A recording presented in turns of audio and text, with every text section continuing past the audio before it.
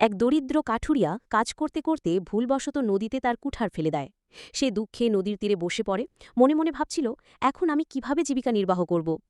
ঠিক তখনই হঠাৎ করে নদীর জলে জ্যোতির্ময় আলো ঝলকে উঠল। তার মাঝ থেকে উঠে এলো একটি পরী। পরী কোমল কণ্ঠে বলল, আমি তোমাকে সাহায্য করতে পারি। সে নদীতে ঝাঁপিয়ে পড়ে উঠল, হাতে একটি ঝকঝকে সোনার কুঠার নিয়ে। সে জিজ্ঞাসা করল, এটা কি তোমার? কাঠুরিয়া মাথা নেড়ে বলল, না, এটা আমার না। পরী আবার নদীতে ডুব দিল। এইবার সে ফিরে এলো একটি রূপার কুঠার হাতে। এটা কি তোমার? কাঠুরিয়া আবারও মাথা নেড়ে বলল, এখনও না। তৃতীয়বারের মতো পরী পানিতে ঝাঁপিয়ে পড়ল। এইবার সে নিয়ে এলো একটি পুরানো মরিচা পড়া কুঠার। কাঠুরিয়ার মুখে আনন্দের ঝিলিক ফুটে উঠল। সে বলল, হ্যাঁ, ওটাই আমার।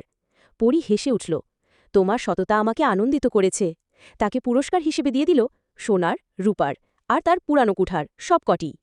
নীতি: সততা সর্বদা পুরস্কৃত হয়।